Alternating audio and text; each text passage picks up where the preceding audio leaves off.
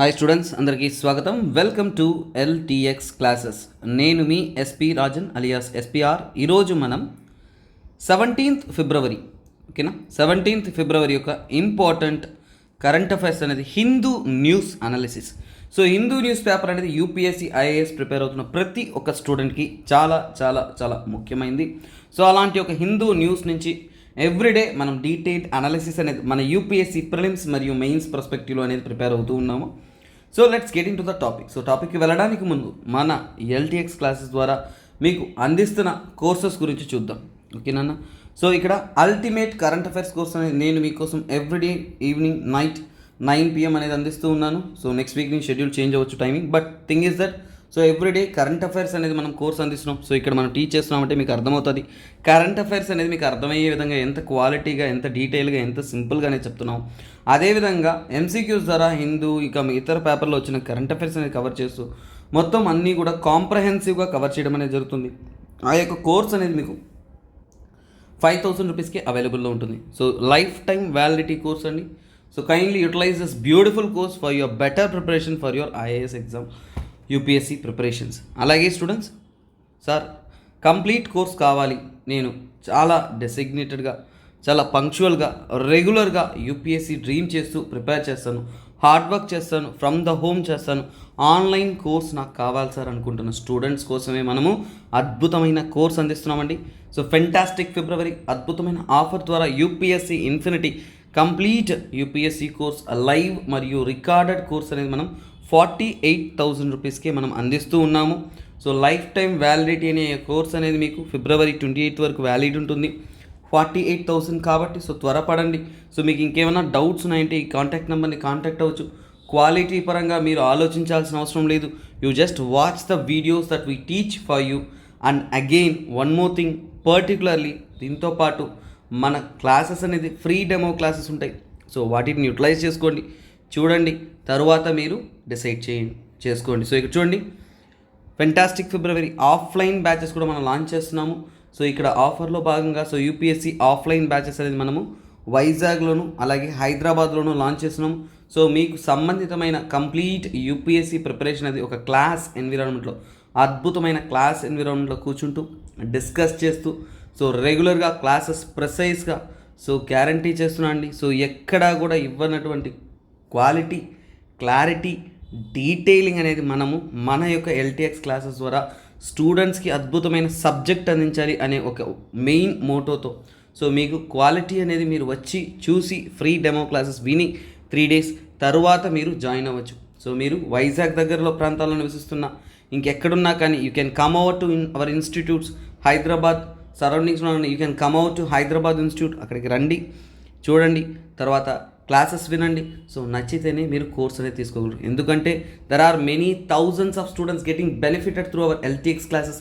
తెలుగు రాష్ట్రాల్లో, సో ముఖ్యంగా ఆంధ్ర, తెలంగాణ రాష్ట్రాల్లో అద్భుతమైన క్వాలిటీ అనేది ఐఏఎస్ ఎగ్జామ్ డ్రీమ్ చేస్తున్న స్టూడెంట్స్కి ఇవ్వడం కోసమే డిస్టైన్డ్గా ఈ యొక్క ఇన్స్టిట్యూషన్ అనేది రన్ అవుతుంది. సో మీకోసం మా ఎఫర్ట్స్ అనేది ఎప్పుడూ వేస్తూ ఉంటాం. మీ సపోర్ట్ ఎప్పుడూ కూడా మాకు అలాగే ఉండాలి. సో అలాగే చూడండి, ఆప్షనల్ తీసుకోవాలి అనుకుంటున్న స్టూడెంట్స్ కోసం మనము పిఎస్ఐఆర్, పబ్బ్యాట్, సోషియాలజీ, ఆంథ్రోపాలజీ, తెలుగు లిటరేచర్ ఇలా మనము 5 ఆప్షనల్స్ అనేది అందిస్తూ ఉన్నాము. So you can utilise the courses available for you. అలాగే మీకు చూశారు అంటే డీటెయిల్గా ఈ యొక్క ఆప్షనల్ కోర్సెస్ అనేది ఫిబ్రవరి ఆఫర్గా మనం 20,000 రూపీస్కి అందిస్తున్నాం. 35,000 రూపీస్ కాస్ట్ చేసే కోర్స్ మీకు 22K వస్తుంది కాబట్టి so kindly utilise this opportunity. అలాగే చాలామంది, సార్ నేను ఇంటర్ చదువుతున్నాను సార్, నేను 10th చదువుతున్నాను సార్, నా డ్రీమ్ ఇది సార్, నేను ఇప్పటి నుంచే కష్టపడాలనుకుంటున్నాను సార్, ఎలా చదవాలి సార్, ఏం చదవాలి సార్ అని చాలా బ్రెయిన్ వాష్తో, చాలా కన్ఫ్యూజన్తో మీ చుట్టూ ఉన్న పిల్లలు కానీ డిగ్రీ చదువుతూ చదవాలి, అలాగే ఇంటర్ చదువుతూ చదవాలి, ఎన్నో కళలతో ఎప్పటి నుంచో ప్రయత్నం చేస్తూ ఉంటారు. సో వారందరికీ కూడా నేను సజెస్ట్ చేసే అద్భుతమైన ఒక కోర్స్ ఇదేనన్నా, NCERT foundation course. NCERT foundation course start చేసి మీ యొక్క యూపీఎస్సీ యొక్క హార్ట్ బీట్ మీరు పట్టుకున్నట్టే, అంత అద్భుతమైన కోర్స్. సో అది మనం 10,000 రూపీస్కి మనకు కంప్లీట్గా అనేది అందిస్తున్నాం కాబట్టి kindly utilise this beautiful opportunity. Okay guys, ఈరోజు యొక్క కరెంట్ అఫైర్స్లోకి మనం వెళ్ళిపోతూ ఉన్నాం. సో హిందూ న్యూస్ అనాలిసిస్ అనేది కాంప్రహెన్సివ్గా ఈ తెలుగు రాష్ట్రాల్లో బెస్ట్ ఎవర్ క్వాలిటీ అందిస్తున్న ఏకైక ఇన్స్టిట్యూట్ మనమేనండి. సో ఇలాగే మీకోసం మేము ఎక్కువ ఎఫర్ట్ వేస్తూ చేయాలి అనుకుంటున్నారు అంటే ఖచ్చితంగా కమెంట్ అనేది మర్చిపోకుండా చేస్తూ ఉండండి, రెగ్యులర్గా ఫాలో అవుతుండండి. నేను మీకోసం ఇంకా ఇంకా ఎఫర్ట్ వేస్తూ క్వాలిటేటివ్గా కంటెంట్ అనేది అందిస్తూ ఉంటానండి. సో మీ కమెంట్స్ అనేవి చూస్తూనే ఉన్నాము. So those who are supporting, so for every one చాలా చాలా థ్యాంక్స్ అండి. సో ఒక వీడియో తీయాలంటే we spend lots and lots of efforts and time and quality. So అలాగే మీ తరపు నుంచి సపోర్ట్ కూడా ఎప్పుడు కూడా ఉండాలని కోరుకుంటున్నాం. So let's get into the topic, ఓకేనా. సో ఇక్కడ article of the day. So first article గురించి చూద్దాము, తర్వాత దానికి సంబంధితమైన డీటెయిల్స్ అనేది చూద్దాం. సో ఎప్పుడైనా కానీ ఒక కంటెంట్ చదువుతున్నారు అంటే సో ఇక్కడ చూడండి, so we need to understand what is the content related to. So ఇప్పుడు ఏంటంటే state government must pay part of MGNREGS wages says union minister. So union minister గారు, సో ముఖ్యంగా ఏంటంటే యూనియన్ రూరల్ డెవలప్మెంట్ మినిస్టర్ గారు గిరిరాజ్ సింగ్ గారు statement ఇచ్చారు. ఒక విషయం గుర్తుపెట్టుకోండి, ఒక మినిస్టర్ స్టేట్మెంట్ ఇవ్వడం వలనో, ఒక మినిస్టర్ ఏదో ఒకటి చెప్పడం వలనో అది స్టాచ్యుటరీగా ఇంప్లిమెంట్ కాదు నాన్న. సో ఏంటంటే state governments in order to, అంటే ఏంటంటే ఇంకా స్టేట్ గవర్నమెంట్స్ అనేది పార్టిసిపేట్ చేయాలి. యాక్చువల్గా ఏంటంటే ఈ యొక్క MGNREGS అనేది డైలీ వేజ్ అనేది మినిమం వేజ్ అందించడం గురించి గవర్నమెంట్ ఇచ్చిన స్కీమ్. సో దాని గురించి మనం తెలుసుకుందాం. సో ఈ యొక్క ఆర్టికల్ మనం చదువుతున్నప్పుడు గవర్నమెంట్ స్కీమ్స్, ఈ టాపిక్ అనేది గవర్నమెంట్ స్కీమ్స్లోను, ఓకేనా, గవర్నమెంట్ స్కీమ్స్ టాపిక్లోను, అలాగే గవర్నెన్స్ టాపిక్స్లోను, ఓకేనా, గవర్నెన్స్ టాపిక్స్లోను ఎక్కువగా వస్తున్న ఇంపార్టెంట్ ఆర్టికల్ అన్న. సో GS పేపర్ 2లో గవర్నెన్స్లో, పాలిటీలో వాటికి సంబంధితమైన టాపిక్, అలాగే పాలిటీలో మీకు ప్రిలిమ్స్కి యూజ్ అయ్యే ఇంపార్టెంట్ టాపిక్. సో MGNREGS అంటే ఏంటి, వాటికి సంబంధితమైన డీటెయిల్స్ ఏంటి అనేది మనం తెలుసుకుంటాం. ఈ మధ్యకాలంలో విపరీతమైన కరప్షన్ ఫేస్ చేస్తున్నారు. సో ఇక్కడ చూడొచ్చు, విపరీతమైన కరప్షన్ అనేది వీటి ద్వారా ఫేస్ చేస్తున్నారు. వర్క్స్ చేయాలి, అందరికీ ఉద్యోగ అవకాశాలు కల్పించాలి వారు అనుకుంటున్నా కానీ సో ఎంప్లాయ్మెంట్ కానీ ప్రాపర్గా జరగకుండా స్టేట్ లెవెల్లో కరప్షన్ ఎక్కువగా అవుతుంది. కాబట్టి ఇలాంటి స్టెప్స్ తీసుకోవాలనేదే ఈ యొక్క యూనియన్ మినిస్టర్ గారి స్టేట్మెంట్. సో దాని గురించి మనం క్లియర్ కట్గా అనేది స్టడీ చేస్తాం. సో ఒక న్యూస్ ఉందంటే ఆ న్యూస్ కన్నా కానీ ఆ న్యూస్లో ఉంటున్న ఎగ్జామ్ పాయింట్ ఆఫ్ వ్యూలో ఏది ఇంపార్టెంటో వాటిని మనం డీటెయిల్గా అనేది చదవాలి నాన్న. సో ఈ స్కీమ్కైనా ఫుల్ ఫామ్ చూడండి, ఇక్కడే డీటెయిల్గా ఇచ్చున్నారు. So we need not struggle our brain. Mahatma Gandhi national rural employment guarantee scheme. So first of all చూడండి, ఇక్కడ ఏం మెన్షన్ చేశారు, రూరల్ ఎంప్లాయ్మెంట్ గ్యారంటీ స్కీమ్ అంటే ఏంటి, గ్రామ స్థాయిలో ఉంటున్న ప్రజలకు ఉద్యోగ అవకాశం. అంటే ముఖ్యంగా ఏంటంటే రూరల్లో ఏంటంటే అన్స్కిల్డ్, సో ఎక్కువగా ఏంటి అన్స్కిల్డ్ లేబర్. సో ముఖ్యంగా మన ఇండియాలో ఉంటున్న అన్స్కిల్డ్ లేబర్ ఫోర్స్కి, అలాగే ఫార్మర్స్ ఎవరైతే ఉంటున్నారో వారికి ఒక ఆల్టర్నేటివ్ ఎంప్లాయ్మెంట్ జనరేట్ చేస్తూ ఒక మినిమం వేజ్ అన్న. సో అంటే ఏంటి, ఒక మినిమం ఎంతో కొంత శాలరీ ఇచ్చే విధంగా, అమౌంట్ ఇచ్చే విధంగా, వాళ్ళు ఎకనామికల్గా మరీ పవర్టీ లైన్లోకి వెళ్లకుండా హెల్ప్ చేసే ఒక స్కీమే ఇది, ఓకేనా. సో నెక్స్ట్ మనము ఈ ఆర్టికల్ ద్వారా అసలు ఈ MGNREGS స్కీమ్ అనేది మన ఇండియాలో ఏ విషయాన్ని సో తీరుస్తుందంటే, సో చూడండి ఒక సింపుల్ ఆర్టికల్ తెలుసుకుందాము. రైట్ టు వర్క్, దీని గురించి మనం తెలుసుకుందాం. రైట్ టు వర్క్ యొక్క స్టేటస్ ఏంటి, రైట్ టు వర్క్ అనేది మన ఫండమెంటల్ రైటా, DPSPనా, అసలు ఏంటి, గవర్నమెంట్ అనేది ఎలా ఫుల్ఫిల్ చేస్తుంది. సో MGNREGS స్కీమ్ ఏదైతే ఉంటుందో, సో ఈ MGNREGS స్కీమ్ అనేది మనకి ఫుల్ఫిల్ చేసేది ఏంటంటే ఈ యొక్క విషయాన్ని, అంటే so they are fulfilling the right to work of the people. So ఈ right to work of the people అనేది మన ఇండియాలో ఒక ఎంప్లాయ్మెంట్ జనరేషన్స్లో ఏంటి, is it fulfilling the so called our constitutional రైటా, లేదంటే లీగల్ రైటా. సో దీనికి సంబంధించి ఈ రైట్ టు వర్క్ మన గవర్నమెంట్ చేయాల్సిన పని ఎందుకు, అసలు గవర్నమెంట్ ఎందుకు ఇవ్వాలి అంటే, సో మీరు ఒక విషయం తెలుసుకోవాలి. యూనియన్, ఓకేనా, నాట్ యూనియన్, సారీ, యూనివర్సల్, ఓకేనా. సో ప్రపంచవ్యాప్తంగా universal declaration of human rights, ఓకేనా, universal declaration of human rights. So universal declaration of human rights ప్రకారం సో గవర్నమెంట్ కూడా ఏంటంటే బాధ్యత తీసుకోవాలి, ప్రజలకు ఒక మంచి సెటిల్డ్ ఇన్కమ్ క్రియేట్ చేసిన ఎకనామిక్ సోషల్ రైట్స్ని వాళ్ళకి దక్కించుకునే విధంగా మనము అందించాలి అనే దానికోసం ఇంటర్నేషనల్గా UN తరపు నుంచి ఒక ఇంటర్నేషనల్ స్టేటస్ కోసం universal declaration of human rights అనేది సైన్ చేస్తారు అందులో, ఓకేనా. సో దాని ఈ యొక్క డిక్లరేషన్ అనేది ఇండియా కూడా సిగ్నేటరీ అవుతుంది, ఓకేనా. సో ఇండియా కూడా ఏంటంటే దీన్ని అక్సీడ్ చేస్తారంటే మనం కూడా ఏంటంటే ఓకే మేము కూడా వీటిని ఒప్పుకుంటాము అనేది చెప్తారు. సో ఇలా ఒప్పుకోవడం వల్ల ఇది ఒక international status of the right to work ఈ MGNRE ద్వారా మనం అందించే ఒక బెనిఫిట్. తర్వాత ఏంటంటే సో MGNREతో మనకి ఈ రైట్ టు వర్క్ అనేది మనకి కాన్స్టిట్యూషనల్గా ఏమన్నా ఉందా అంటే యాక్చువల్గా ఏంటంటే మన డిపిఎస్పిలో ఓకేనా, మన డిపిఎస్పిలో పార్ట్ 4లో ఓకేనా, డిపిఎస్పిలో పార్ట్ 4లో పర్టికులర్గా మనకి ఏంటంటే చూడండి ఆర్టికల్ 41. సో ఏంటది ఆర్టికల్ 41 అనేది మనకి కొన్ని ప్రొవిజన్స్ ఇచ్చింది. అంటే securing the right to work అనేది ఒక ప్రొవిజన్స్ ఇచ్చింది. అంటే కాన్స్టిట్యూషనల్గా కూడా ఏంటంటే డైరెక్ట్గా రైట్ టు వర్క్ చెప్పకపోయినా కానీ సో ఒక మనిషికి సాధారణంగా ఉద్యోగ అవకాశం కల్పించే విధంగా ఏంటంటే సో ఇది ఏంటంటే that is creating an opportunity, ఇది గవర్నమెంట్ అనేది చేయాలి అనేది చెప్తున్నారు. సో అలాగే ఇది ఏంటంటే సో కొద్దిగా బ్రాడర్ ఇంటర్ప్రిటేషన్ కొన్ని జ్యుడిషియల్ ఇంటర్ప్రిటేషన్స్లో ఉన్నా కానీ వాటికన్నా కానీ మనకి ఈ యొక్క లీగల్ స్టేటస్ అనేది తెలియాలి. తర్వాత ఏంటంటే మనకి వీటిని ఇంప్లిమెంట్ చేయండి. డిపిఎస్పి అనేది అంటే గవర్నమెంట్ చేయాల్సిన పనులను గుర్తించేదే ఈ యొక్క DPSP, directive principles of state policy అంటాం. మరి దీన్ని ఇంప్లిమెంట్ చేయడానికి గవర్నమెంట్ ద్వారా స్టాచ్యుటరీ ఆర్గనైజేషన్ అంటే స్టాచ్యుటరీ అథారిటీ కావాలి కదా. స్టాచ్యుటరీ రైట్ అనేది ఎలా వస్తుంది, స్టాచ్యుటరీ రైట్ అంటే ఏంటి? సో ఇక్కడ చూడండి డిపిఎస్పి ద్వారా మనము దాన్ని ఇంప్లిమెంట్ చేయాలి, అమలుపరచాలి అనుకున్నామంటే అప్పుడు మనకి స్టాచ్యుటరీ రైట్ అంటే ఏం లేదన్న తెలుగులో చెప్పాలంటే చట్టపూరితమైన హక్కు. చట్టపూరితమైన హక్కు అంటే మనకు చట్టాన్ని రూపొందిస్తేనే కదా ఈ చట్టపూరితమైన హక్కు వస్తుంది. అంటే ఎంజీఎన్ఆర్ఈజీఎస్ యాక్ట్ అనేది ఎప్పుడు పాస్ అయిందో అప్పుడే అది చట్టపూరితమైన హక్కు అయిపోయింది. సో ఈ యొక్క ఎంజీఎన్ఆర్ఈజీఎస్ అనేది సో యాక్చువల్గా ఎప్పుడు పాస్ చేస్తారంటే యాక్ట్గా ఓకేనా. సో ఎంజీఎన్ఆర్ఈజీఎస్ ఎంజీఎన్ఆర్ఈజీఏ ఓకేనా. సో ఈజీఏ అంటారు ఓకేనా. సో జిఏ అంటే గవర్నమెంట్స్ యాక్ట్ అంటే ఎంజీఎన్ఆర్ఈజీఏ యాక్ట్ అని చెప్తాం ఓకేనా. సో ఎస్ అంటే స్కీము, ఏ అంటే యాక్ట్ అని. సో ఈ యొక్క యాక్ట్ అనేది 2005లో పాస్ చేస్తారు. పాస్ చేసిన తర్వాత 2 ఫిబ్రవరి బాగా చూడండి అన్న 2 ఫిబ్రవరి 2006లో అమలుపరుస్తారు.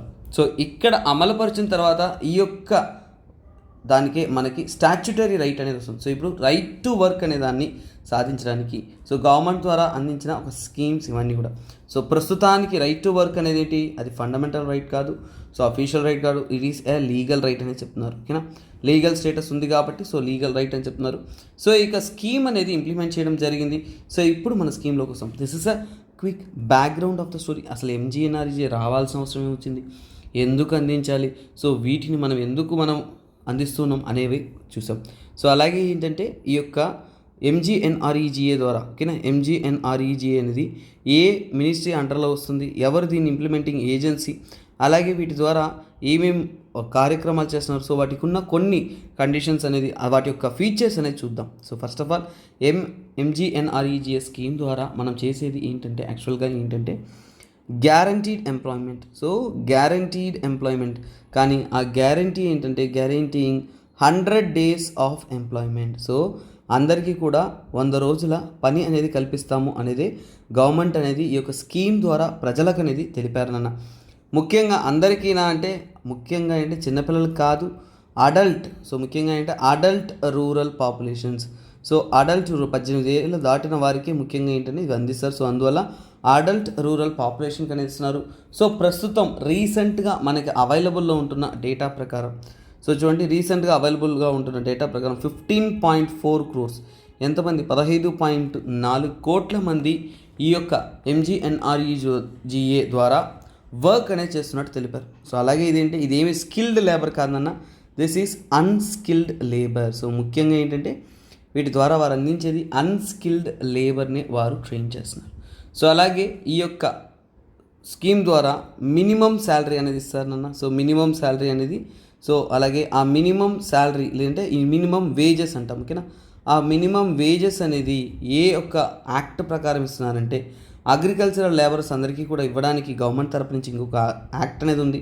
దాన్నే మనం ఏమంటే మినిమం వేజెస్ యాక్ట్ అంటాం. సో మినిమం వేజెస్ యాక్ట్ అని అంటాము. సో మినిమం వేజెస్ యాక్ట్గా చెప్తాము. 1948లో ఆ రూల్స్ అండ్ రెగ్యులేషన్ ప్రకారమే వీరు వేజెస్ అనేది పే చేస్తారు. సో ఇంకా చెప్పాలి అంటే అద్భుతమైన విషయం ఏంటంటే దీని ద్వారా అంటే 1/3 ఉమెన్. సో ఈ యొక్క స్కీమ్లో 1/3 ఉమెన్ అనేవారు బెనిఫిట్ అనేది పొందుతున్నారు ఓకేనా. సో అంటే ఏంటి 1/3 ఉమెన్ అనేది బెనిఫిట్ పొందుతున్నారు అంటే ఏంటి మహిళల యొక్క పార్టిసిపేషన్ అనేది పెంపొందించడానికి ఇది ఒక అద్భుతమైన స్కీమ్గా అనేది చెప్తున్నారు. సో అలాగే ఇది లీగల్లీ బైండింగ్ అంటే ఏంటంటే సో 15 days. సో మీకు ఏం చెప్తారంటే 15 days అనేది మీరు డిమాండ్ చేయగానే ఓకేనా 15 days వర్క్ ఓకేనా 15 days వర్క్ ఆన్ డిమాండ్ అంటాం. సో వర్క్ అనేది డిమాండ్ చేసిన 15 daysలో కల్పిస్తామంటున్నారు. అలా లేదు కల్పించలేకపోయారు అంటే ఓకేనా. సో ఇఫ్ నాట్ అంటే ఏంటంటే అన్ఎంప్లాయ్మెంట్ అలవెన్స్ అనేది ఇస్తామన్నారు. సో అంటే ఏంటి, సో అలా కల్పించలేకపోయామంటే ఉద్యోగ అవకాశం అనేది కల్పించలేకపోతే గవర్నమెంట్ అనేది ఏంటంటే వారి కోసం ఏంటంటే అన్ఎంప్లాయ్మెంట్ అలవెన్స్ అనేది ఇస్తాము అనేది తెలిపారన్న. సో దీని ద్వారా ఏంటంటే ఎంతో కొంత రిలీఫ్ అనేది సో కాల్డ్ వర్క్ చేస్తున్న వారికి అనేది అందిస్తా అంటున్నారు. సో అలాగే ఇది ముఖ్యంగా ఏంటంటే డీసెంట్రలైజేషన్ పంచాయతీరాజ్ ఇన్స్టిట్యూషన్ ద్వారా అనేది హై ఎండ్గా ఇంప్లిమెంట్ అవుతున్నారు. తర్వాత రెగ్యులర్గా ఏంటంటే గ్రామ సభ కండక్ట్ చేస్తారన్న. ఈ గ్రామ సభ కండక్ట్ చేస్తారు. గ్రామ సభలు కండక్ట్ చేసి ఏంటంటే వర్క్స్ రికమెండేషన్ అనేది తెస్తారు. అంటే ఏమేమి చేయాలి ఆ గ్రామ స్థాయిలో ఉంటున్నప్పుడు మనం ఏ పనులు చేస్తే ఆ గ్రామానికి అనేది ఉపయోగపడుతుంది అనే ఒక విషయాన్ని వారు తెలుసుకోవడం అనేది జరిగింది. సో ఇదండి ఓవరాల్గా ఉంటున్న స్కీమ్ యొక్క బ్రీఫ్ ఓవర్వ్యూ. తర్వాత ఎంజీఎన్ఆర్ఈజీకి సంబంధించి ఇష్యూస్ చాలా ఉన్నాయి ఈ మధ్యకాలంలో. వీటికి సంబంధించి సమస్యలు అనేది ఎక్కువైపోతూ ఉన్నాయి. సో ఆ ఇష్యూస్ అనేది మనం ప్రోస్ అండ్ కాన్స్ లాగా చూసుకోవచ్చు. ముఖ్యంగా ఏంటంటే funds insufficiency of fund. So మన ఖజానా అనేది తక్కువ ఖాళీ అయిపోతుంది. సో అందువల్ల సో ఈ యొక్క ఎంజీఎన్ఆర్ఈజీఎస్ కోసం మనం ఫండ్ చేయాల్సిన ఫండ్స్ అనేది చాలా తక్కువగా ఉంది. ఇన్సఫిషియన్సీ ఆఫ్ ఫండ్స్ అనేది చెప్తున్నారు. సో ఇది ముఖ్యమైన ప్రాబ్లం. తర్వాత తీసుకున్నా అంటే వర్కర్స్కి అనే వాళ్ళకి ఏంటంటే వెంటనే అనేది సో కాల్డ్ మనీ అనేది డిస్బర్స్ అవడంలో అంటే ఏంటి డిలే ఇన్ పేమెంట్స్. కొన్నిసార్లు పేమెంట్స్ అనేది డిలే అయిపోతుంది. సో డిలే ఇన్ పేమెంట్స్ చాలామందికి ఇది అతిపెద్ద సమస్యగానే ఉందండి. గవర్నమెంట్ ఆర్గనైజేషన్ ద్వారా అందిస్తున్న అమౌంట్స్ అనేది ఎప్పుడు కూడా లేట్గా అందడం జరుగుతుంది. ఇంకా చెప్పాలి అంటే ఇందులో ఏంటంటే క్యాస్ట్ బేస్డ్ సెగ్రిగేషన్ కూడా జరుగుతున్నట్టు చెప్తున్నారు. ఓకేనా. సో క్యాస్ట్ బేస్డ్ సెగ్రిగేషన్స్ ముఖ్యంగా ఏంటంటే ఇందులో ఎస్సీ ఎస్టీ కానీ వీరి యొక్క పాపులేషన్స్ అనేది కూడా ఏంటంటే they are added based on the limitation. So అందువల్ల ఏంటంటే క్యాస్ట్ బేస్డ్ సెగ్రిగేషన్ ఉందని చెప్తున్నారు. ఎస్సీస్కి 46%, ఎస్టీస్కి 36%. సో ఇలా వర్కర్స్ అనేవారు డిఫరెంట్ క్యాస్ట్ బారీగా కూడా కేటాయించడం వల్ల ఇది ఎక్కువగా అనేది సో ఇది ఒక ఇష్యూగా అనేది చూస్తున్నారు. తర్వాత ఏంటున్నామంటే క్యాస్ట్ బేస్డ్ సెగ్రిగేషన్స్ కానీ ఇవన్నీ చేస్తున్నప్పుడు ఏంటంటే పువరర్ స్టేట్లో పెద్ద ఇంపాక్ట్ కల్పించవచ్చు అంటున్నారు. అలాగే పబ్లిక్ ఓకేనా. సో ఇప్పుడు కానీ పబ్లిక్కి పంచాయతీరాజ్ ఇన్స్టిట్యూషన్స్ మీద ఎక్కువ నమ్మకం ఉంటుందన్న. కానీ ఈ యొక్క పంచాయతీరాజ్ ఇన్స్టిట్యూషన్స్ కన్నా కానీ ఇదేంటంటే పంచాయతీరాజ్ ఇన్స్టిట్యూషన్స్ యొక్క రోల్ అనేది తగ్గించారు అనేది చెప్తున్నారు. తర్వాత ఏంటంటే సో చాలా వరకు ఈ యొక్క ఎంజీఎన్ఆర్ఈజీ ద్వారా తీసుకున్న వర్క్స్ అంతా కూడా ఇన్కంప్లీట్గానే ఉన్నాయి. సో అంటే ఏంటి ఏ వర్క్ కూడా ప్రాపర్గా అవ్వట్లేదు, ఇన్కంప్లీట్ వర్క్స్ అనేది అవుతున్నాయి. తర్వాత ఏంటంటే మీరు ఒకవేళ ఎంజీఎన్ఆర్ఈజీఎస్ దగ్గర రిజిస్టర్ అయ్యి మీరు కానీ అప్రూవల్ పొందారు అంటే మీకోసం ఏమి ఇస్తారంటే జాబ్ కార్డ్ అనేది ఒకటి ఇస్తారన్న. ఈ జాబ్ కార్డ్ అనేది చాలా వరకు ఫేక్ చేస్తున్నారు, ఫ్యాబ్రికేషన్ అనేది చేస్తున్నారు. ఫ్యాబ్రికేషన్స్ అంటే ఏంటి, చాలా వరకు ఫేక్ డాక్యుమెంట్స్ వీటి ద్వారా అనేది అందిస్తున్నారు అనేది చెప్తున్నారు.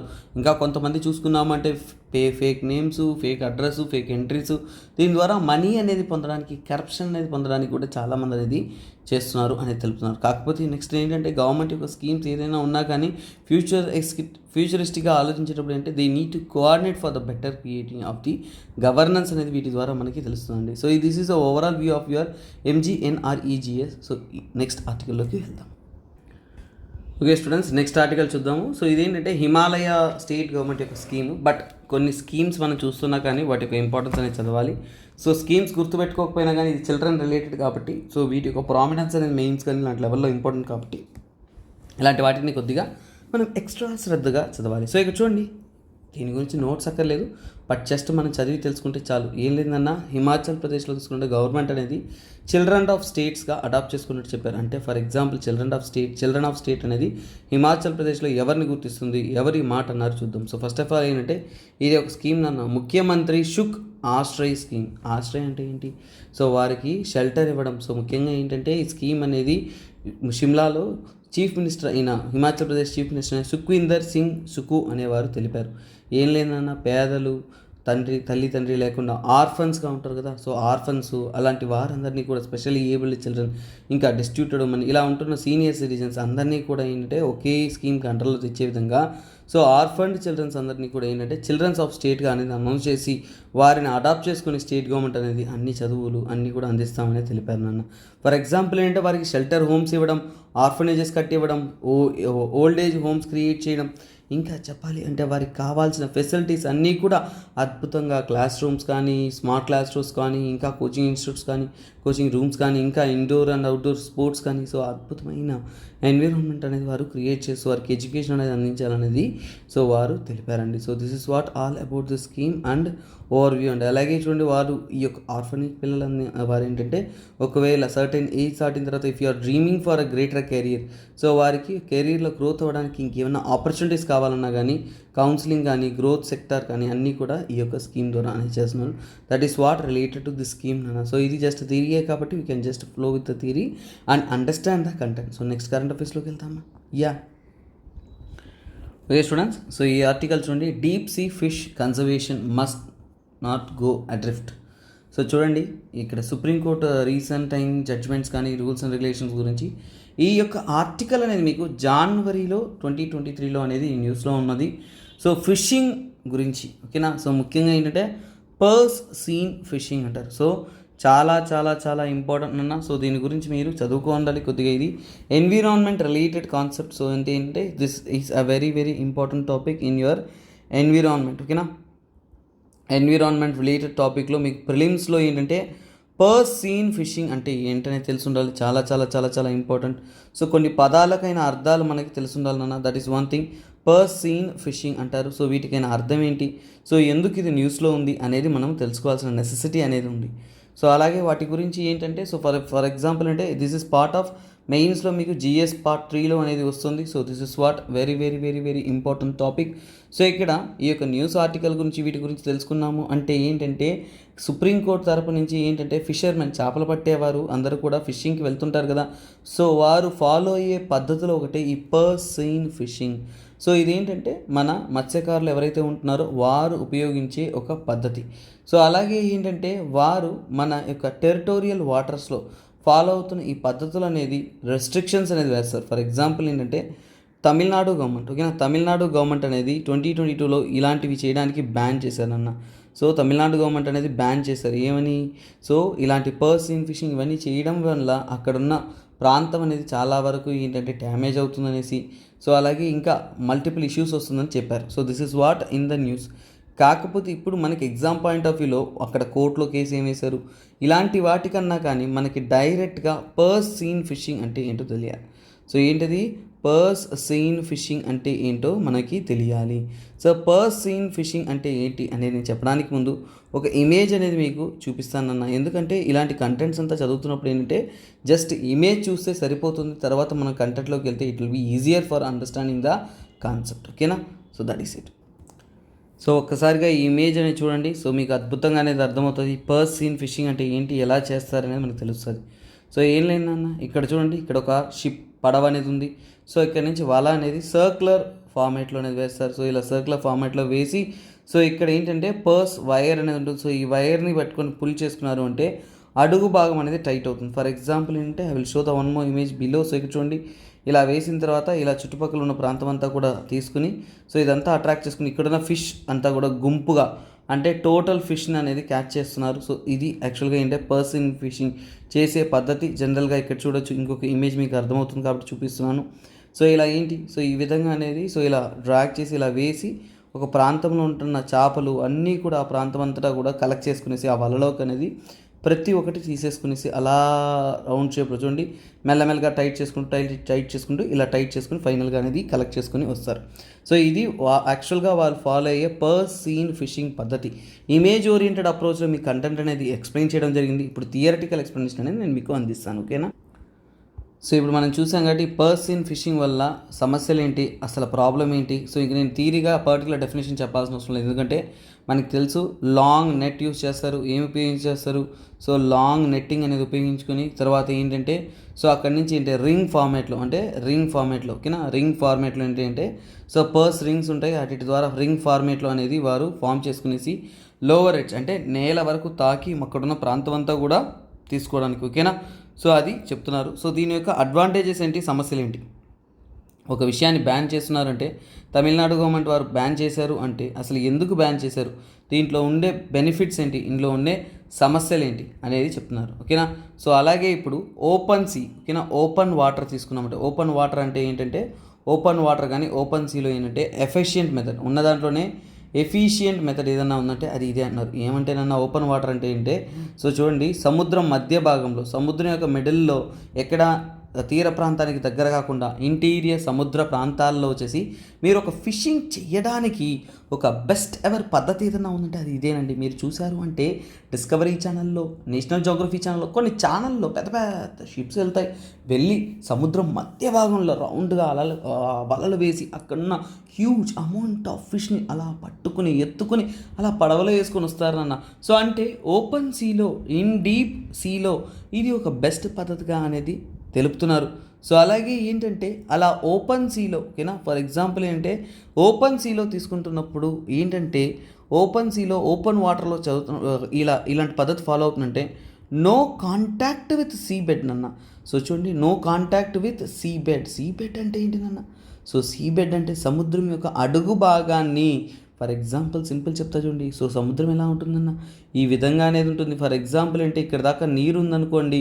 సో ఇక్కడ ఏంటి, ఇక్కడంతా కూడా మనకేంటి షాలో అంటే లోతు ఎక్కువగా ఉండదు, అవునా, చాలా వరకు తక్కువ లోతుగా ఉంటుంది. సో ఇంటీరియర్ ఓపెన్ సీ అంటే ఈ లోతైన ప్రాంతాన్ని ఓపెన్ సీ అంటారు, ఇంటీరియర్ రీజన్స్ని. ఇక్కడ మనం తీసుకున్నాము అంటే ఓపెన్ సీస్లో ఏంటంటే ఎఫిషియెంట్గా అనేది మనకు చూస్తున్నాము. అలాగే చూసాము అంటే సో ఇక్కడ సీ బెడ్, ఈ ప్రాంతాలు మనం వల వేసామంటే చాలా లోతుగా ఉండడం వల్ల వల అనేది నేలను తాకుతుందా? ఖచ్చితంగా తాకదు. కానీ ఇదే ప్రాంతంలో మనం వేసాము అంటే ఏంటంటే ఆ యొక్క వల అనేది సీ బెడ్ని కూడా తాకుతుంది, అలాగే డ్యామేజ్ కూడా క్విక్గా అనేది అయిపోతుంది, ఓకేనా. సో అలాగే ఇదేంటంటే సో అడ్వాంటేజెస్ ఎలాగంటే ఇది సో కాల్డ్ మనకి సీ బెడ్తో టచ్ లేదు అనేది చెప్తున్నారు. సో అలాగే మనకి తెలుసుకున్నారు అంటే సో ఎక్కడైనా కానీ గ్రూప్ ఆఫ్ ఫిష్, ఓకేనా. సో మనకి గ్రూప్ ఆఫ్ ఫిషెస్ అంటే దాన్ని ఏమంటామంటే కాంగ్రిగేటింగ్ ఫిషెస్ అంటారు, ఓకేనా. కాంగ్రిగేట్ అంటే ఎక్కడైతే చేపలు మనకి ఎక్కువగా లభిస్తుందో, ఓకేనా. సో క్యాచ్ ఫిష్, ఓకేనా, క్యాచ్ ఫిష్ కాంగ్రిగేటింగ్, ఓకేనా. కాంగ్రిగేటింగ్ అంటారు, congregating and around fish aggregation. So ఏం లేదన్న, గుంపులుగా ఉంటున్న చేపలు ఎక్కడైతే ఏ ప్రాంతంలో ఎక్కువగా అవైలబుల్ అవుతుందో ఆ ప్రాంతంలో ఇలాంటి పద్ధతిని ఫాలో అయ్యి చేపలు పడతారు అనేది చెప్తున్నారు. సో అలాగే తీసుకున్నాము అంటే డిసడ్వాంటేజెస్ ఏంటి, అసలు ఈ యొక్క పద్ధతిలో వస్తున్న సమస్యలు ఏంటి అనేది మనం తెలుసుకున్నాం. ఒక విషయాన్ని మనం చదువుతున్నామంటే మెయిన్స్ లెవెల్లో ఎలా చదవాల్సింది కొంతమంది అడుగుతున్నారు. ఇప్పుడు మీరు చదువుతున్నదే మెయిన్స్ నాన్న, ఏంటంటే అడ్వాంటేజెస్ డిసడ్వాంటేజెస్ అనే విధంగా ఒక విషయాన్ని చదువుతున్నప్పుడు అది ఖచ్చితంగా అది మెయిన్స్ లెవెల్ అనేది మనకు అర్థం కావాలి, ఓకేనా. సో ముఖ్యంగా తీసుకున్నారు అంటే సో చూడండి, ఇక్కడ ఇలాంటి పద్ధతి ఫాలో అవ్వడం వల్ల ఏంటంటే స్టాక్ ఈజ్ డిక్రీజింగ్. సో అంటే ఇలా ఎక్కువ చేపలు అలా పట్టేస్తూ ఉన్నామంటే మనకి అందుబాటులో ఉంటున్న చేపలు కూడా ఏంటంటే తగ్గిపోతున్నట్టు అనేది చెప్తున్నారు. సో ఇంకా చెప్పాలంటే వెస్టర్న్ కోట్స్ ఈ సైడ్ అనేది చాలా వరకు తక్కువగా ఉందని చెప్తున్నారు. ఇంకా మనం ఇక్కడున్న కండిషన్స్ తీసుకున్నామంటే ఏంటంటే మనకి సో ఈ యొక్క ఫిషింగ్ అనేది, ఈ యొక్క పర్సీన్ ఫిషింగ్ గురించి తీసుకున్నామంటే మనకి క్లైమేట్ అనేది ఒక ఫ్యాక్టర్ నాన్న. క్లైమేట్ అనేది మనకు అందుబాటులో ఉంటున్న చేపల సంఖ్య కూడా తెలుస్తుంది. ఫర్ ఎగ్జాంపుల్ క్లైమేట్ విషయానికి వచ్చాము అంటే ఎల్నినో కండిషన్స్ కానీ ఇలాంటి కండిషన్స్లో ఉన్నప్పుడు ఏంటంటే సో ఫిష్ క్యాచ్ అనేది రెడ్యూస్ అవుతుంది. అంటే సో మనకి క్లైమేట్ని బట్టి, సీజన్ని బట్టి అనేది ఏంటంటే ఈ యొక్క ఫిష్ అవైలబిలిటీ అనేది ఉంటుంది అనేది మనకి చెప్తున్నారు నాన్న. సో అలాగే తీసుకున్నామంటే సెంట్రల్ గవర్నమెంట్ కూడా ఏంటంటే ఎక్స్పర్ట్ కమిటీ అనేది రికమెండ్ చేసిన తర్వాత ఏంటంటే సో ఇలాంటి పద్ధతులు అనేది ఫాలో అవ్వడం తగ్గిస్తున్నారు. సో ఇంకా తీసుకున్నాము అంటే మెరైన్ అంటే ఏంటంటే జాగ్రత్తగా చూసుకోండి. సో ఇక్కడున్న సో ఆ మెరైన్ పార్టికల్స్ ఇవన్నీ ఏంటంటే ఈ ఫిషెస్ అంతా కూడా ఏంటంటే మనము క్యాచ్ చేయడానికి సో ఇలా చేస్తున్నప్పుడు ఏంటంటే దీంతో పాటు ఏంటంటే అదర్ అంటే టార్టాయిస్ వెరైటీస్ కానీ టర్టిల్స్ కానీ, పర్టికులర్గా ఏంటంటే టర్టిల్స్, ఓకేనా. సో సముద్రంలో ఉంటున్న టర్టిల్స్ ఏవైతే ఉంటున్నాయో టర్టిల్స్ చాలా వాటికి ఈ నెట్లో ఇరుక్కుపోయి అవి ఇబ్బంది పడిపోతున్నాయని చెప్తున్నారు. సో లార్జ్ స్కేల్ ఉన్నప్పుడు ఆ లెవెల్లో, ఓకేనా, ఆ లోకల్ లెవెల్లో అనేది గ్రీనరీ అనేది తగ్గిపోతుంది. సో ఫర్ ఎగ్జాంపుల్ ఏంటంటే సో ఇక్కడ మనం ఏంటంటే గ్రీనరీ అంటే ఏంటి, దాని గురించి ఏంటి, గ్రీనరీ అంటే మనం కోరల్ రీఫ్స్. సో మనకి ఎలాగైతే నేల మీద చెట్లు ఇవన్నీ ఉంటాయో సముద్రంలో కూడా కొన్ని ప్లాంట్స్ అన్నీ ఉంటాయి నాన్న. సో ఇంతకుముందు ఈ ఇమేజ్లో చూసినప్పుడు అర్థం చేసుకోవాలి, ఓపెన్ సీలోకి వెళ్ళినప్పుడు ఫిషింగ్ చేస్తే ప్రాబ్లం లేదు, కానీ ఈ ప్రాంతాల్లో మనం ఫిషింగ్ చేసాం, అందుకనే ఎక్స్క్లూజివ్ ఎకనామిక్ జోన్లు అనేది బ్యాన్ చేశారు సుప్రీంకోర్టు తరపు నుంచి. యాక్చువల్గా ఏంటంటే సో ఒకవేళ ఈ ప్రాంతం దగ్గర ఉన్నాయనుకోండి there is no issue for it, అవునా. సో అంటే ఫర్ ఎగ్జాంపుల్ అంటే ఇక్కడ సో ఇక్కడ ఉన్న చూసామంటే ఏమవుతుంది, సో ఇక్కడ నేను వలలు వేసి పడుతుంటే చాలా లోతు తక్కువ కాబట్టి వలలు అనేది నేల వరకు తగులుతుంది. అలాగే ఇక్కడ లైట్ ఫెసిలిటీ ఎక్కువగా ఉంటుంది కాబట్టి మనకి ఏంటంటే ఫోటో వాల్టైక్, ఓకేనా. సో ఫోటో వాల్టైక్ సెల్స్ కానీ అలాగే మీకు మల్టిపుల్ యూసెస్ అనేది ఉంటుంది. సో ఇది ఓవరాల్గా ఏంటంటే ఇక్కడ ఉన్న విషయం. కాకపోతే వలలు సో ఇక్కడ, ఓకేనా. సో వలలు అనేది ఈ గ్రౌండ్ లెవెల్లో ఉంటున్న గ్రీన్ కవర్ కానీ లైట్ ఫోటో జోన్ అంటాం. సో దీన్ని ఏమంటాం మనం ఏంటంటే ఫోటో, ఓకేనా, ఫోటిక్ జోన్ అంటాం. యాక్చువల్గా ఏంటంటే ఫోటిక్ జోన్. సో బాగా చూడండి, ఈ ఫోటిక్ జోన్ అంటే ఏంటంటే నీటిలో ఈ యొక్క భాగంలో లైటింగ్ అనేది ఎక్కువగా ఉంటుంది. సముద్రం యొక్క ఉపరితలం మీద టాప్ లేయర్స్లోనే లైట్ అనేది ఎక్కువగా ఉంటుంది. సో అలాంటి ఫోటిక్ జోన్ ఇక్కడ కాబట్టి మనం ఇక్కడ చేపలు పడుతున్నప్పుడు అక్కడ ఉంటున్న చేపలకైన ఫుడ్స్ అనేది చనిపోతూ ఉంటాయి. సో అవన్నీ కూడా నాశనం అయిపోతుంటాయి. అందువల్ల మనకి ఏంటంటే ఇక్కడ ఉంటున్న ఫిష్ పాపులేషన్ రెడ్యూస్ అయిపోతుంది, చేపల యొక్క జనాభా తగ్గిపోతుంది. దీనివల్ల నష్టం ఎవరికి? మత్స్యకారులకే నష్టం. సో అందుకనే మన ఇండియా యొక్క ఎక్స్క్లూజివ్ ఎకనామిక్ జోన్, ఓకేనా. సో మన తీర ప్రాంతానికి దగ్గర ప్రాంతంలో 200 నాటికల్ మైల్స్ 12 నాటికల్ మైల్స్, ఓకేనా, పర్టికులర్గా అంటే 12 నాటికల్ మైల్స్గా ఉంటున్న ప్రాంతానికి మనం ఎక్స్క్లూజివ్ ఎకనామిక్ జోన్స్ అంటాం, మన టెరిటోరియల్ వాటర్ అంటాం. ఆ ప్రాంతాల్లో అనేది ఇలాంటి పర్ సీన్ ఫిషింగ్ అనేది బ్యాన్ చేశారు, ఓకేనా. సో ఇప్పుడు పర్ సీన్ ఫిషింగ్ అంటే ఏంటో తెలుసుకున్నాము.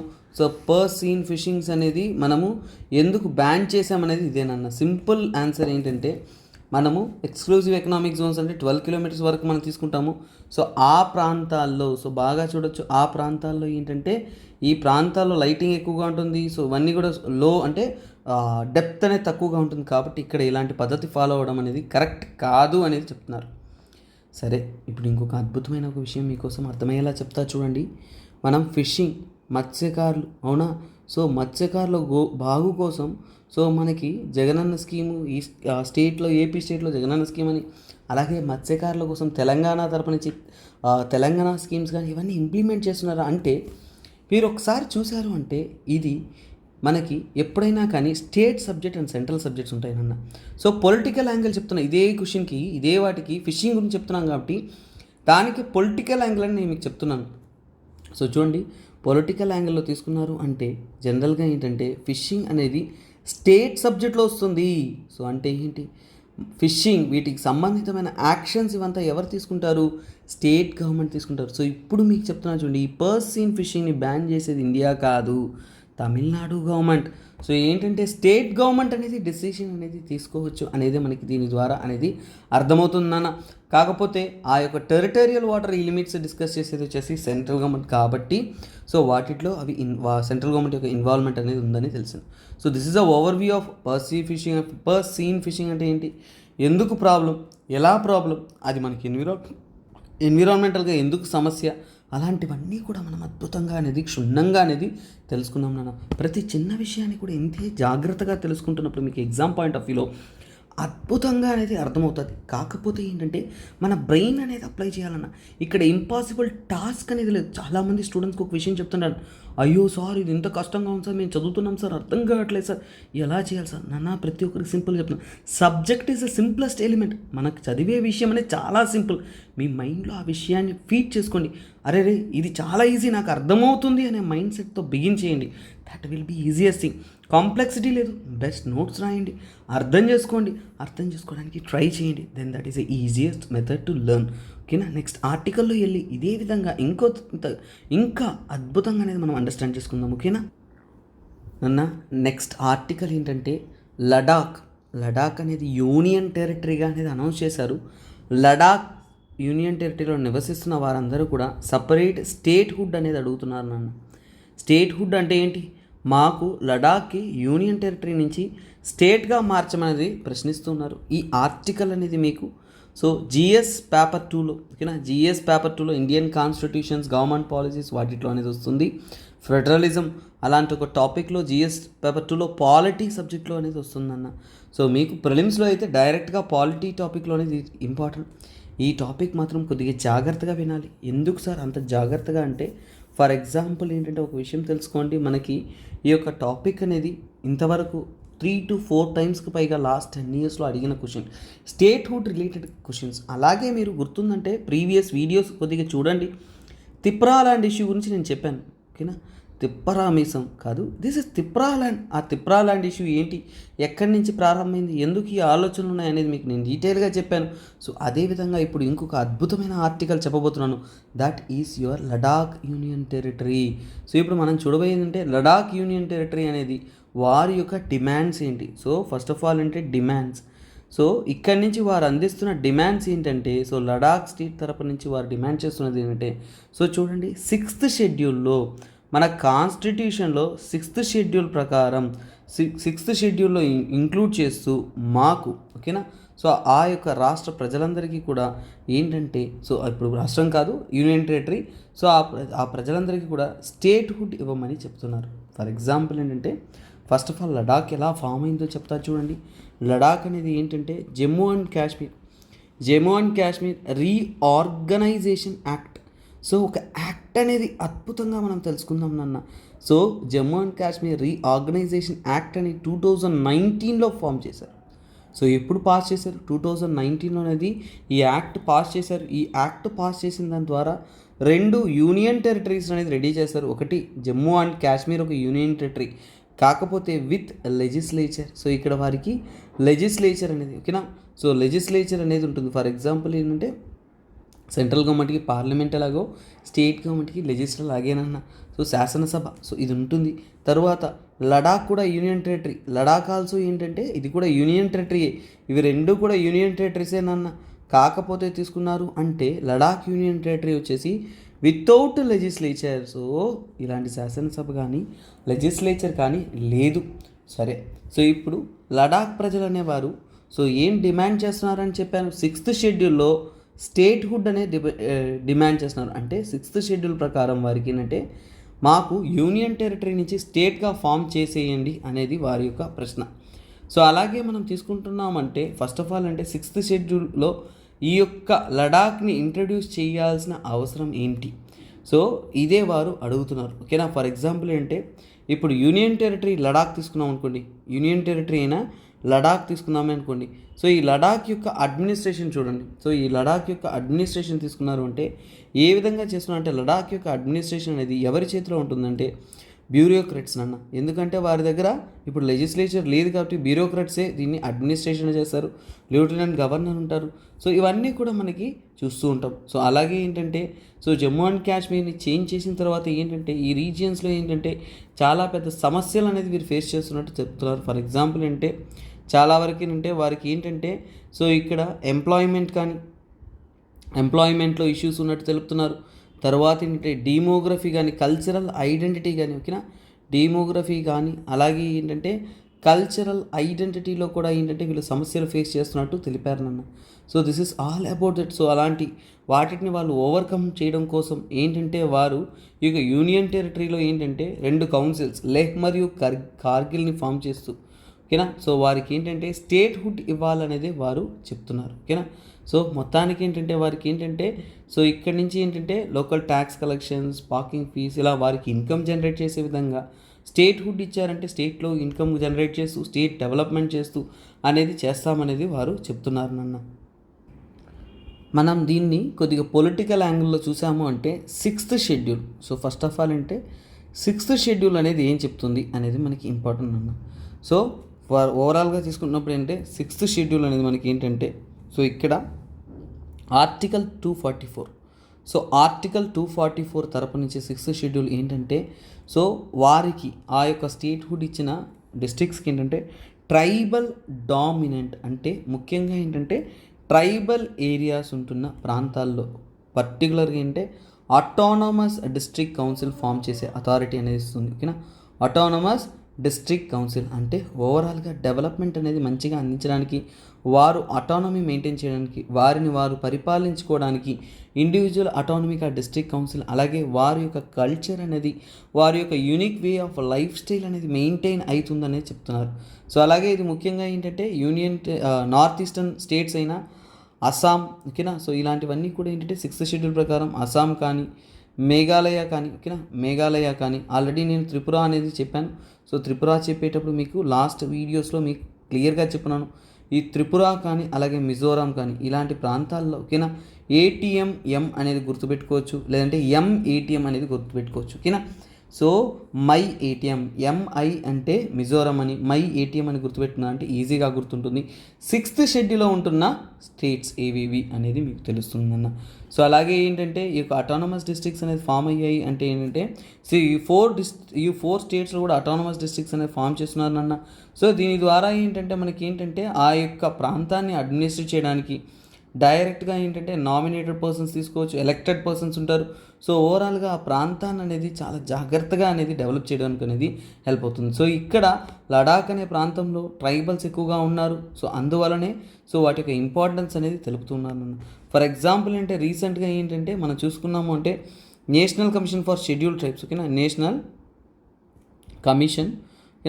కమిషన్ ఫర్ షెడ్యూల్ ట్రైబ్స్ తరపు నుంచి ఒక రికమెండేషన్స్ అనేది వచ్చిందన్న. సో అంటే షెడ్యూల్ ట్రైబ్స్ అక్కడ ఎక్కువగా ఉన్నారు కాబట్టి వారి కోసమే ఒక సో కాల్డ్ ఆర్గనైజేషన్ రికమెండేషన్స్ అనేది వచ్చింది, ఎన్సిఎస్టీ అంటాను. సో వారి యొక్క రికమెండేషన్స్ ఏంటంటే లడాక్ అనేది 6th షెడ్యూల్లో ఇంక్లూడ్ చేయాలి అనేది చెప్తున్నాను అన్న. ఫర్ ఎగ్జాంపుల్ ఏంటంటే national commission for schedule tribes గురించి ఒక ఓవర్వ్యూ చెప్తాను. ఇది ఒక కాన్స్టిట్యూషనల్ బాడీ అన్న. సో చూడండి, ఇది కాన్స్టిట్యూషనల్ బాడీ, చట్టపూరితంగా ఏంటంటే మనకేంటంటే రాజ్యాంగం ప్రకారమే మనకేంటంటే ఇది ముఖ్యంగా ఎస్టీ పాపులేషన్, షెడ్యూల్ ట్రైబ్ పాపులేషన్కి వారి యొక్క సోషియో కల్చరల్ అనేది అందరిలా ఉండదన్న. సో మనకి కానీ ట్రైబల్స్కి కల్చర్ అనేది చాలా చాలా డిఫరెంట్గా ఉంటుంది. అలాంటి ఒక యూనిక్ కల్చర్ని కాపాడడం కోసం స్పెషల్ ప్రొవిజన్స్ అనేది ఉండాలి. సో ఇంకా తీసుకున్నాము అంటే సో ఈ యొక్క రికమెండేషన్స్ ప్రకారం అంటే లడాక్ తీసుకున్నాము అనుకోండి, లడాక్ యొక్క యూనియన్ టెరిటరీ యొక్క 90% పాపులేషన్స్, ఓకే, 90% జనాభా ఏంటంటే ట్రైబల్స్ నాన్న. సో ట్రైబల్ పీపుల్సే అక్కడ నివసిస్తూ ఉన్నారు. కాకపోతే ఎగ్జామ్ పాయింట్ ఆఫ్ వ్యూలో మనము ఖచ్చితంగా అక్కడున్న ట్రైబ్స్ గురించి తెలుసుకోవాలి. కాబట్టి ఈ లడాక్లో ఉంటున్న ట్రైబల్ పీపుల్ యొక్క పేర్లు ఏంటి? సో లడాక్లో ఉంటున్న ట్రైబల్ పీపుల్ యొక్క పేర్లు ఏంటంటే బాల్తీ అంటారు, బేడా అంటారు, బాల్తీ, బేడా, తర్వాత బోటో అంటారు, లేదంటే బాట్ అంటారు, బ్రోక్పా. కొద్దిగా కష్టమేనండి, ఓకేనా. కాకపోతే విచిత్రంగా పేర్లు ఉన్నాయంటేనే విచిత్రంగా మనకు గుర్తుంటుంది. కాకపోతే ఇంకొక ఇంపార్టెంట్ అయింది గుర్తుపెట్టుకోండి, చాంగ్పా, ఓకేనా, చాంగ్పా అంటారు, ఓకేనా. So let me correct the spelling. So కొన్ని చైనీస్ నేమ్ లాగా ఉంటుంది. సో చాంగ్పా, ఓకేనా, చాంగ్పా అంటారు. సో ఇవన్నీ ఏంటంటే అక్కడ ఉంటున్న ట్రైబ్స్ అన్న, వారి యొక్క కల్చర్ కానీ వారి యొక్క లైఫ్ స్టైల్ కానీ ప్రతి ఒక్కటి యూనిక్గా ఉంటుంది. ఆ లడాక్ ప్రాంతానికి అది సాధ్యం అన్నట్టు ఉంటుంది. సో ఇది. సో అలాగే మనకి 5th షెడ్యూల్లో కూడా ట్రైబల్ ఏరియాస్ ఉన్నాయన్న. సో అలాంటప్పుడు మనం ఆలోచించాలి, సార్ ఎందుకు 6th షెడ్యూల్లోనే చెప్తున్నారు, ఓకేనా. సో ఎందుకు సో కాల్డ్ మనం దీన్ని 5th షెడ్యూల్లో అనేది యాడ్ చేయట్లేదు, ఓకేనా. సో అక్కడ ఈ యొక్క లడాక్ని ఇంక్లూడ్ చేయడంలో ప్రాబ్లం ఏంటి, ఓకేనా. ఫర్ ఎగ్జాంపుల్ అంటే మనము మిగతా స్టేట్స్కి ఇక్కడికి తీసుకున్నాము అంటే ఏంటంటే సో కొన్ని ఇష్యూస్ అనేది ఉన్నాయన్న. 6th షెడ్యూల్లో ఏంటి, 6th షెడ్యూల్లో ఎప్పుడు కూడా నార్త్ ఈస్టర్న్ స్టేట్సే ఉన్నాయి కానీ మిగతా రీజియన్ అనేది ఇంక్లూడ్ చేయలే, ఓకేనా. సో అలాగే ఏంటంటే మనకి మణిపూర్ అనేది కూడా చాలా వరకు ఏంటంటే సో కాల్డ్, ఓకేనా. సో మణిపూర్ అనేది సో కాల్డ్ ట్రైబల్ పాపులేషన్ ఎక్కువగా ఉన్నా కానీ వారిని 6th షెడ్యూల్లో ఇంక్లూడ్ చేయలేదు. ఫర్ ఎగ్జాంపుల్ అంటే నాగాలాండ్ తీసుకోండి, ఓకేనా, నాగాలాండ్ తీసుకోండి, అరుణాచల్ ప్రదేశ్ తీసుకోండి. ఇవి కూడా ఏంటంటే ట్రైబల్ పాపులేషన్ ఎక్కువగా ఉన్నా కానీ ఖచ్చితంగా వాటిని ఏంటంటే మనకి సో కాల్డ్ 6th షెడ్యూల్లో యాడ్ చేయలేదు. సో అందువల్ల ఒక ప్రొవిజన్స్తో మనం వాటిని మార్చేస్తామనేది కాదు, స్పెషల్ ప్రొవిజన్స్ అనేది కన్సిడరేషన్లో, అందుకే ఇంక్లూడింగ్లో అనేది డిఫికల్టీ. ఒకవేళ లడాక్ని ఇంక్లూడ్ చేసేసారు, స్టేట్హుడ్ ఇచ్చారంటే ఈ కండిషన్ ఫాలో అయ్యంటే ఫ్యూచర్లో ఏం ప్రాబ్లమ్స్ వస్తుందంటే మిగతా రాష్ట్రాలు కూడా ఇలాంటి ఒక విషయాన్ని మళ్ళీ అడగడం అనేది స్టార్ట్ అవుతుంది. Then that will create a havoc అనేది వీరి యొక్క కన్ఫ్యూషన్, ఓకేనా. సో నెక్స్ట్ బ్యూటిఫుల్ ఆర్టికల్ అన్న. సో ఈ ఆర్టికల్ చెప్పడానికి ముందు ఒక చిన్న కథ చెప్తాను, వినండి.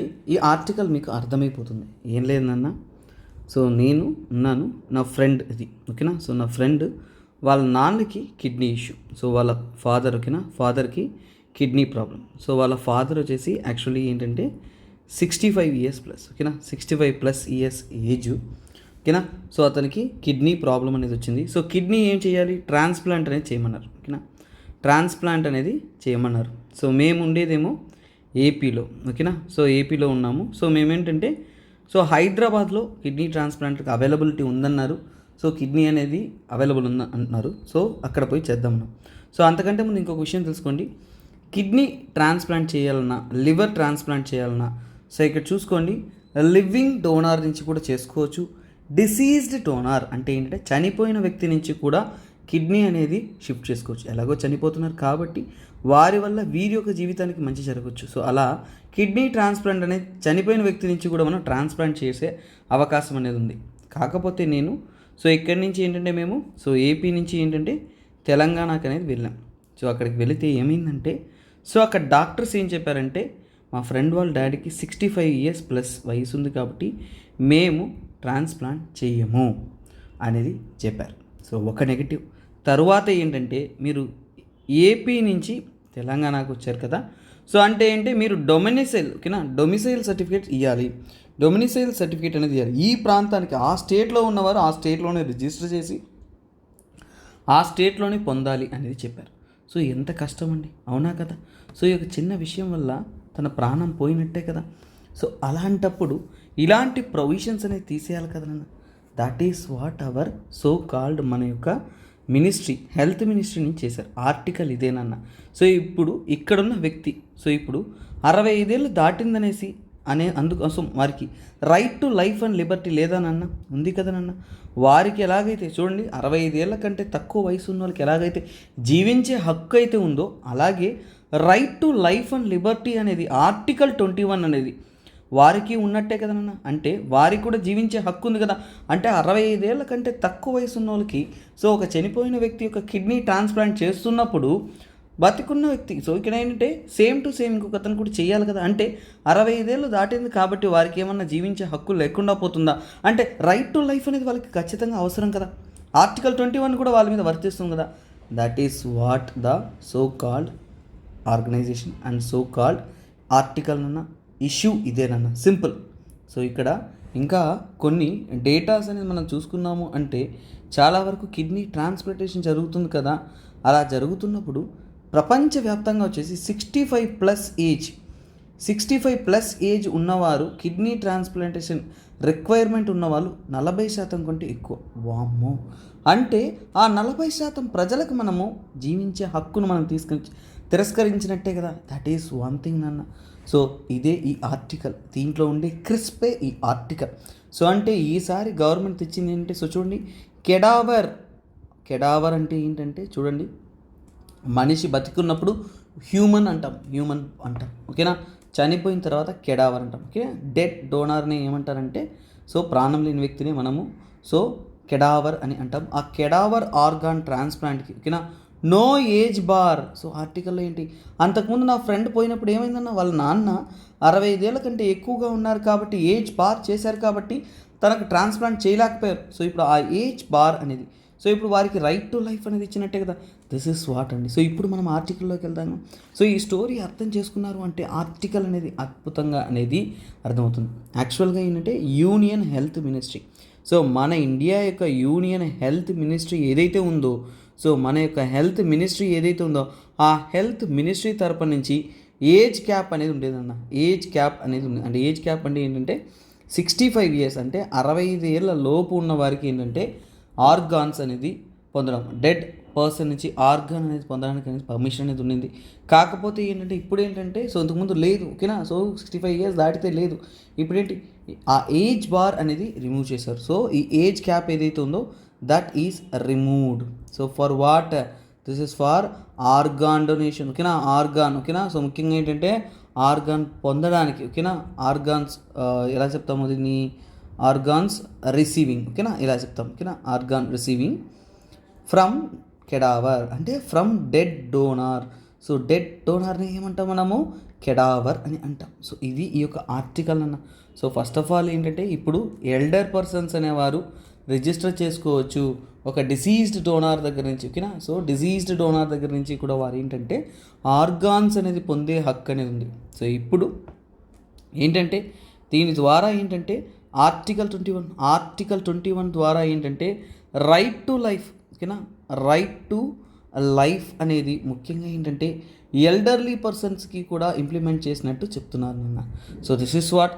అలాగే ఏంటంటే కానీ ఎంతదా వాళ్ళకి ఉన్నా కానీ ఇక్కడ ఏంటంటే preference will be given to younger.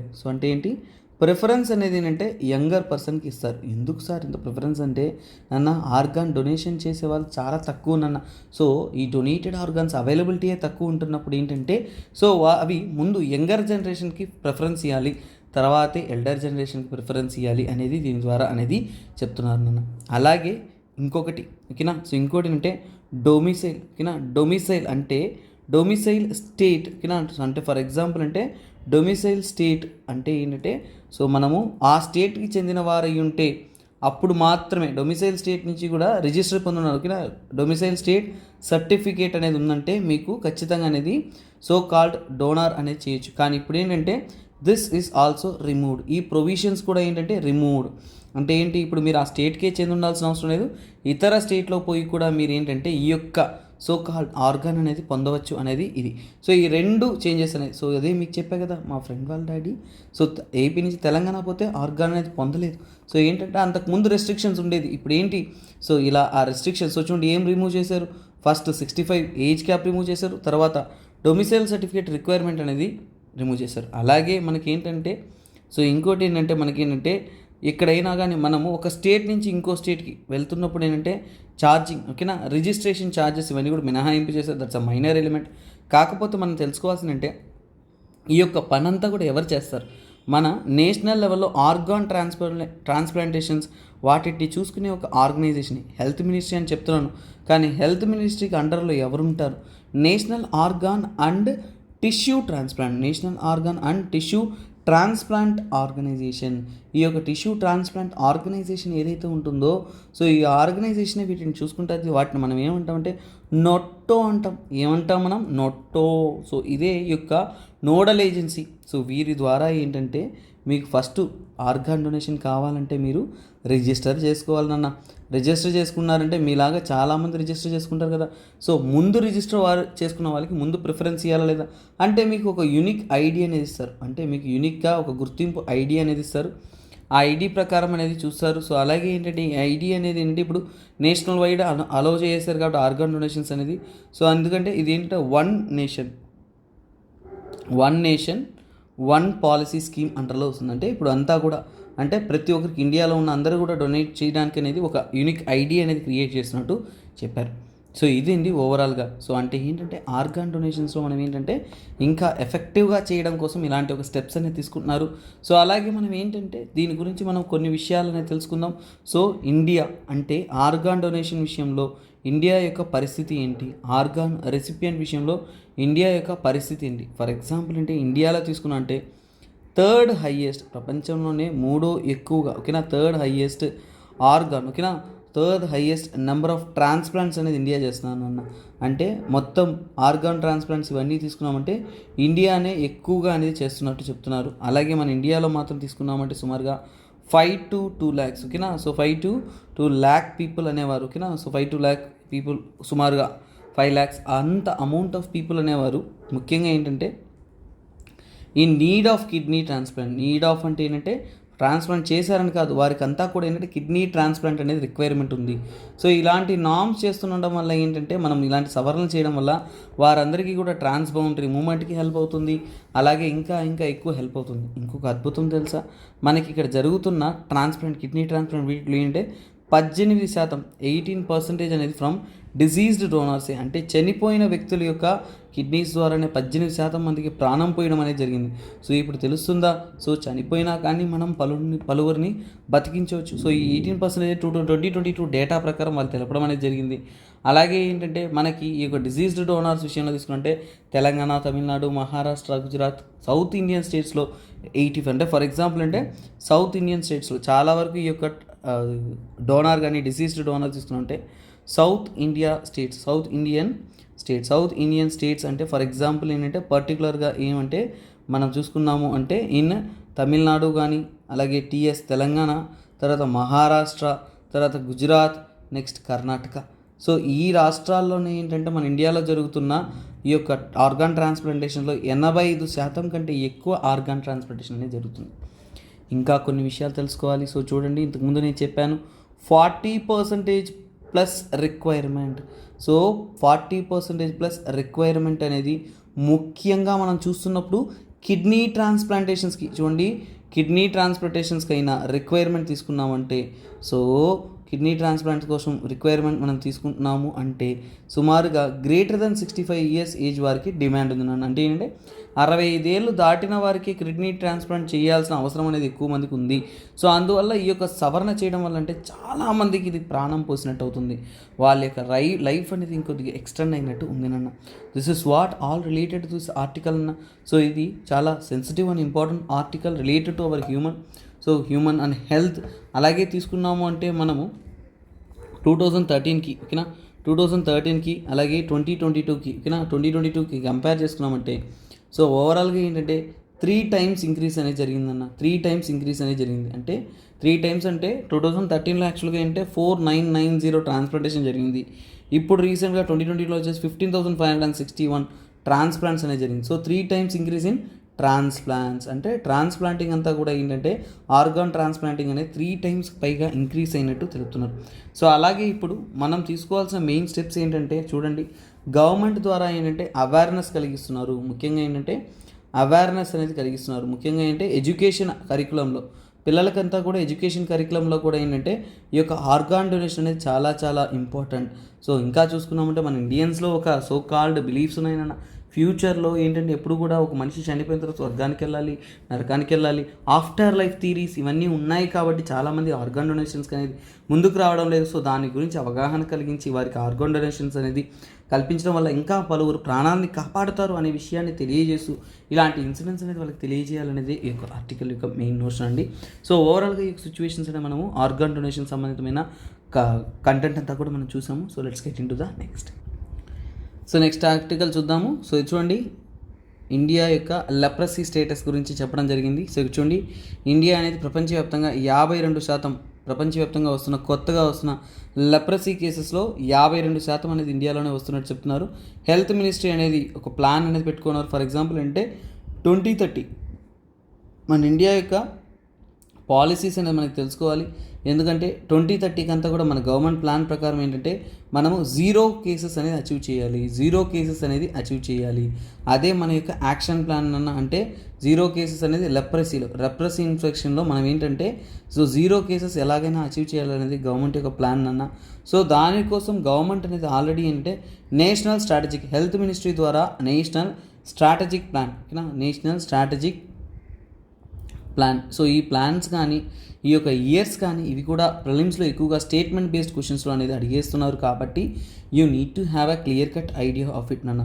So అందువల్ల national strategic plan and road map for leprosy అనేది ఏ ఇయర్ నుంచి ఏ ఇయర్ వరకు అవుతుంది అనేది మీకు ఖచ్చితంగా తెలుసుండాలి. దట్ ఈస్ 2023 నుంచి కూడా 2027 అనేది గవర్నమెంట్ అనేది ప్లాన్ చేస్తున్నారు. సో ఇదేంటంటే కోవిడ్ వచ్చిన తర్వాత అంటే లెప్రసీ కేసెస్ యొక్క ఇంపాక్ట్ కూడా ఎక్కువ ఉన్నట్టు చెప్తున్నారు. సో యాక్చువల్గా ఏంటంటే లెప్రసీ అనేది ఇట్స్ ఎ టైప్ ఆఫ్ ఏంటంటే బ్యాక్టీరియల్ ఇన్ఫెక్షన్ అన్న. సో ఇదేంటంటే ఇది ఒక రకమైన బ్యాక్టీరియల్ ఇన్ఫెక్షన్. సో ముఖ్యంగా ఏంటంటే this will infect many parts of the body. So ఇందులో ఏంటంటే మన స్కిన్ ఎక్కువగా ఎఫెక్ట్ అవుతుంది, తర్వాత నరాలు ఎక్కువగా ఎఫెక్ట్ అవుతాయి, తర్వాత చూసామంటే లంగ్స్ కానీ అలాగే ఐస్ కానీ కూడా ఏంటంటే మనకి ఎఫెక్ట్ అనేది అవుతున్నది అనేది తెలిపారు. సో అలాగే ఏంటంటే గవర్నమెంట్ అనేది సో ఇక్కడ చూసుకోండి, యూనియన్ హెల్త్ మినిస్ట్రీ తర్వాత ఏంటంటే ఇండియా అనేది లెప్రసీని ఎలిమినేట్ చేసినట్టు యాక్చువల్గా ఏంటంటే చెప్పారు. 2005లో మన ఇండియా యొక్క స్టేట్మెంట్ అంటే ఎలిమినేటెడ్ అని చెప్పారు. బట్ వాస్తవానికి అనేది కాలేదండి. So that is what. So రీసెంట్గా వరల్డ్ రిపోర్ట్స్ వాటిలో చూస్తున్నామంటే లెప్రసీ స్టేటస్ అనేది మన ఇండియాలో అనేది ఎలిమినేట్ అనేది కాలేదు అనేది మనకు అర్థమవుతుంది. సో అంటే ఏంటంటే సో 2005లో ఇచ్చిన స్టేట్మెంట్ అనేది ఫాల్స్. సో ఇప్పుడు మనము కొత్త టార్గెట్ పెట్టుకొని రన్ చేస్తున్నాం. That is our 2030. సో ఆ స్టేట్మెంట్ అంటే ఆ టైంలోగా ఆ యొక్క లిమిటెడ్ టైంలో ఏంటంటే మనం అచీవ్ చేయాల్సిన నెసెసిటీ అనేది ఉంది నాన్న. So this is all about this article. So వారు ఇచ్చింది ఇదే. So one of the disability సెక్టార్స్లో ఇది COVID-19 వచ్చిన తర్వాత సో ఏంటంటే చాలా వరకు కొన్ని డిసీజెస్ అనేది మనం ఏంటంటే కన్సిడర్ చేయకుండా పోయాము. సో వాటిని కూడా ఏంటంటే కొన్ని హార్ట్ ఓన్ డిసీజెస్ వీటిని కూడా మనం కన్సిడర్ చేయాలి. సో అలాగే మనము కొన్ని విషయాలు దీనికి రిలేటెడ్గా తెలుసుకోవాలి. ఏంటంటే లెప్రసీ అనేది ఇంకొక పేరు కూడా ఉంది నాన్న. దాన్ని ఏమంటామంటే హ్యాన్సెన్స్ డిసీజ్. సో ఇది కూడా గుర్తుపెట్టుకోండి. ఇది మీకు కూడా యూపీఎస్సీ ప్రిలిమ్స్లో చాలా హెల్ప్ అవుతుంది. హ్యాన్సెన్స్ డిసీజ్ అంటే ఏంటి? బ్యాక్టీరియల్ ఇన్ఫెక్షన్ అని చెప్పాను, ఇది హ్యాన్సెన్స్ డిసీజ్ అన్నాను. మరి ఏం బ్యాక్టీరియా? సో యాక్చువల్గా ఏంటంటే సో దాని యొక్క పేరు ఏంటంటే మైసో బ్యాక్టీరియా అంటాం. ఓకేనా, మైసో బ్యాక్టీరియా అంటే మైకో బ్యాక్టీరియా అంటాం, మైకో బ్యాక్టీరియం, ఓకేనా, మైసో బ్యాక్టీరియం లెప్రే. సో ఈ లెప్రే అనే ఒక బ్యాక్టీరియా వలన ఏంటంటే పాస్ అయ్యి మనల్ని ఎఫెక్ట్ చేస్తున్నట్టు అనేది చెప్తున్నారు. సో అలాగే ఏంటంటే మన చరిత్రలో, మన హిస్టరీలో చదివామంటే వన్ ఆఫ్ ద ఓల్డెస్ట్ నాన్న, so one of the oldest disease. So గుర్తుపెట్టుకోండి, మన హిస్టరీలో ఉంటున్న పురాతనమైన డిసీజెస్లో ఇది ఒకటి. ఎందుకంటే వీటి యొక్క ఇయర్లియస్ట్ డిటెక్షన్ అనేది ఉందన్న, అంటే one of the oldest diseases in history. మన చరిత్రలోనే చాలా పురాతనమైన జబ్బు ఏదన్నా ఉందంటే అది ఇదేనన్నా. ఇంకా చెప్పాలంటే మొట్టమొదటిసారిగా అంటే దీని యొక్క ఎవిడెన్సెస్ అనేది ఎలా సో కాల్డ్ ఈ యొక్క లెప్రసీ వచ్చినట్టు ఎవిడెన్సెస్ అనేది స్టడీ చేసి చూసామంటే మనకి 600 BC ఆ కాలంలోనే లెప్రసీ అనేది చాలామందికి వచ్చినట్టు తెలుపుతున్నారు. సో అలాగే ఏంటంటే ఓల్డ్ సివిలైజేషన్స్, ఫర్ ఎగ్జాంపుల్ అంటే చైనా కానీ ఈజిప్ట్ కానీ ఇలాంటి సివిలైజేషన్స్లో కూడా వీటి గురించి అనేది తెలిపినట్టు అనేది చెప్తున్నారు. సో అలాగే ఏంటంటే సో ఇది ఎలా స్ప్రెడ్ అవుతుంది, ట్రాన్స్మిషన్ అనేది తెలుసుకుందాం, ఓకేనా. ట్రాన్స్మిషన్, సో ట్రాన్స్మిషన్ విషయానికి వచ్చామంటే ఇది ముఖ్యంగా ఏంటంటే through the our breathing airborne droplets అన్న. సో అంటే ఏంటంటే సో బ్రీతింగ్ నుంచి మనకి వస్తున్న డ్రాప్లెట్స్ ఏదైతే ఉంటుందో, సో మనం బ్రీత్ చేస్తున్నప్పుడు ఎయిర్బోన్ డ్రాప్లెట్స్ అంటే గాల్లో కలిసిన డ్రాప్లెట్స్ ఏవైతే ఉంటున్నాయో, ఓకేనా, ఆ డ్రాప్లెట్స్ ద్వారా ఏంటంటే స్ప్రెడ్ అవుతుందని చెప్తున్నారు. సో అలాగే ఇంకా చెప్పాలి అంటే ఇంకా ఇదేంటంటే సో ఒక పర్సన్ని ఎఫెక్ట్ చేసినప్పుడు ఎనీ ఏజ్ గ్రూప్, ఏ ఏజ్ గ్రూప్నైనా కానీ ఎఫెక్ట్ చేయొచ్చు అంటున్నారు. సో అలాగే ఏంటంటే సిమ్టమ్స్ తెలియడానికి మనకి చూసుకున్నామంటే మనకు వచ్చిన తర్వాత సిమ్టమ్స్ తెలియడానికి 3 to 5 years కూడా పట్టచ్చు అంటున్నారు. సో అందువల్ల ఏంటంటే this is one of the dangerous disease నాన్న. అలాగే ఏంటంటే ఇది కొన్నిసార్లు ఏంటంటే it can lead to the disability. So మనకి డిజేబిలిటీ అనేది ఫామ్ చేస్తుందని చెప్తున్నారు. సో మనము చాలా వరకు ఏంటంటే వీటికి క్యూర్ అనేది కనుక్కునేస్తున్నాము. ఇంకా చెప్పాలి అంటే మల్టీ డ్రగ్ థెరపీ. సో మన దీనికోసం అంటే మల్టీ డ్రగ్ థెరపీ అనేది ఫాలో అవుతున్నారు ఇండియాలో. సో వీటి ద్వారా ఏంటంటే చాలామందికి ఎఫెక్టివ్గా అనేది క్యూర్ చేస్తున్నారు. But still it is a global concern అన్న. ఎందుకంటే మనం అనేది ఎలాగైనా కానీ దీన్ని రెడ్యూస్ చేయాల్సిన నెసెసిటీలో అనేది ఉన్నాము. సో ఆల్రెడీ మనం అనౌన్స్ చేసినప్పుడు ఏంటంటే గవర్నమెంట్ ప్రకారం 2005లో ఎలిమినేట్ చేసినట్టు అనౌన్స్ చేసాం. కానీ ప్రెసెంట్ అనేది ఇంకా మనం రిపోర్ట్ చేస్తూ ఉండడం వల్ల so we need to work on the so called leprosy అన్న. సో ఇవి మాత్రమే కాకుండా గవర్నమెంట్ అనేది వీటిని పూర్తిగా అరికట్టడానికి చాలా చాలా చాలా చాలా ఇనిషియేటివ్స్ అనేది తీసుకొస్తున్నారు. ఇంకా చెప్పాలి అంటే ఒక పొలిటికల్ యాంగిల్ ఉందన్న. ఫర్ ఎగ్జాంపుల్ ఏంటంటే సో లోక్సభలో ఒక బిల్ అనేది పాస్ చేశారు. ఏంటంటే డైవర్స్ పొందడానికి లెప్రసీ అనే ఒక రీజన్గా పెట్టున్నారు. అంతకుముందు సో కొన్ని రూల్స్ ఉన్నాయనన్న. ఒక డైవర్స్ పొందడానికి లెప్రసీ అనేది రీజన్ పెట్టి డైవర్స్ పొందవచ్చు. కాకపోతే లోక్సభలో ఒక బిల్ పాస్ చేస్తున్నారు. అది ఏంటంటే సో దాన్ని రీజన్గా చెప్పలేరు అనేది ఒకటి వచ్చింది. సో ఇవన్నీ కూడా వీటికి సంబంధితమైన టాపిక్స్ అండ్ ఆర్టికల్స్ అన్న. సో తర్వాత ఈ రోజు యొక్క ఓవరాల్ కంటెంట్ అనేది మనం చూసాము. Let us get into the topic, ఓకేనా. సో ఒక సింపుల్ వ్యూ చెప్తాను, మనం ఏమి ఆర్టికల్ చూసాము ఏంటి అనేది ఈరోజు. సో చాలా బ్రాడ్ ఆర్టికల్స్ అనేవి మనం చూసాము. సో నాన్న సో సబ్జెక్ట్స్ అనేది ఎప్పుడు కూడా బ్రాడ్ అండ్ స్టడీ అనేది రిక్వైర్మెంట్ ఉందన్న. సో అదే బ్రాడ్ అండ్ స్టడీ అని మనం అందిస్తాం. నరేగా స్కీమ్ గురించి చూసాం, దాని ద్వారా రైట్ టు వర్క్. సో మనం చెప్పే ప్రొస్పెక్టివ్ వేరేలా ఉంటుందన్న. మీరు చదివేది ఒక ఆర్టికల్ చదువుతారు, ఒక పుస్తకాన్ని చదువుతారు, ఒక నార్మల్ చదువుతారు. నా క్లాసెస్లో జస్ట్ సబ్జెక్ట్ మాత్రమే కాకుండా దాన్ని వేరే యాంగిల్లో వ్యూ చేసేలాగా, ప్రిలిమ్స్ యాంగిల్లో ఎలా వ్యూ చేస్తాం, మెయిన్స్ యాంగిల్లో ఎలా వ్యూ చేస్తాం అనేవంతా కూడా మనం ఫ్లోగా పర్టికులర్గా నేను మెన్షన్ చేయకపోయినా ప్రతి ఒక్కటి మెయిన్స్ ఫ్లోలో ఉంటుంది. అది కాకుండా అందులో నేను ప్రిలిమ్స్ ఎలిమెంట్స్ అనేది యాడ్ చేస్తున్నాను. నరేగా ద్వారా రైట్ టు వర్క్ అనేది మనకి అష్యూర్ చేస్తూ ఉన్నారు. ఆర్టికల్ 41 ప్రకారం డిపిఎస్పి నుంచి కూడా దాన్ని యాక్ట్గా ఫామ్ చేసి స్టాచ్యుటరీ లీగల్ రైట్ అనేది ఇవ్వడం జరిగింది. సో దీని ద్వారా 100 రోజులు ఎంప్లాయ్మెంట్ గ్రామ స్థాయిలో అన్స్కిల్డ్ మినిమం వేజ్ ఇస్తూ 1/3 ఉమెన్ బెనిఫిట్ పొందుతూ అలాగే 15 days ఆఫ్ వర్క్ డిమాండ్ ఇస్తూ. సో దీంట్లో ఉన్న సమస్యలు చూసుకున్నాము అంటే సో ఫండ్స్ సరిపోకపోగా, పేమెంట్స్ డిలే అవ్వడం, క్యాస్ట్ బేస్డ్ సెగ్రిగేషన్స్, పిఆర్ఐ అంటే పబ్లిక్ పంచాయతీరాజ్ ఇన్స్టిట్యూషన్స్ యొక్క ప్రాపర్ ఇన్వాల్వ్మెంట్ మిస్ అవుతుంది, కోఆర్డినేషన్ మిస్ అవుతుంది, వర్క్స్ ఇన్కంప్లీట్గా ఉండడం, జాబ్ కార్డ్స్ ఇవన్నీ ఫేక్ అవ్వడం, ఇవన్నీ కూడా దాంతో ఉంటున్న సమస్యలను చెప్తున్నానంటే ఇవన్నీ కూడా మీకు మెయిన్స్లో ఉపయోగపడే కంటెంట్ అన్న. నెక్స్ట్ హిమాచల్ ప్రదేశ్లో కొత్తగా చిల్డ్రన్స్ ఆఫ్ స్టేట్ అనేది ఆర్ఫన్గా ఉంటున్న చిల్డ్రన్స్ వాటిని అందరినీ కూడా దత్తత తీసుకునే విధంగా ఒక స్కీమ్ లాంచ్ చేశారు. So that is what we had seen. So రీసెంట్గా కోవిడ్ తర్వాత ఆర్ఫన్ చిల్డ్రన్స్ అనేవి చాలామంది రైస్ అయ్యారు. సో వారి కోసం ఈ స్కీమ్ అనేది లాంచ్ చేశారు. ఇంకా వారి యొక్క కెరీర్ కౌన్సిలింగ్ ఇవ్వడం, వారి యొక్క మంచి లైఫ్ స్టైల్ డెవలప్ చేయడం కోసం ఈ స్కీమ్. తర్వాత చూసారంటే పర్సీన్ ఫిషింగ్ అంటే ఏంటి, సో అది ఎలా సమస్య, సో దాన్ని అరికట్టడం ఎలాగా, సో అలాగే దానివల్ల సమస్య ఏంటి, ఎక్కడ మనం చేస్తామనేది చూసాము. పర్సీన్ ఫిషింగ్ అంటే ఒక రౌండ్గా ఒక రింగ్ ఫామ్లో నెట్ వేసి చేపలు పట్టడం. సో ఇది ఓపెన్ సీస్ అంటే సముద్రం యొక్క ఇంటీరియర్ రీజియన్లో బాగుంటుందని, ఎక్స్క్లూజివ్ ఎకనామిక్ జోన్ తీర ప్రాంతానికి దగ్గర ప్రాంతంలో ఇది మంచిది కాదు. సో చేపలతో పాటు టర్టిల్స్ డ్యామేజ్ అవుతుంటాయి, ఇంకా అదర్ లైఫ్ ఫామ్ డ్యామేజ్ అవుతుంటాయి.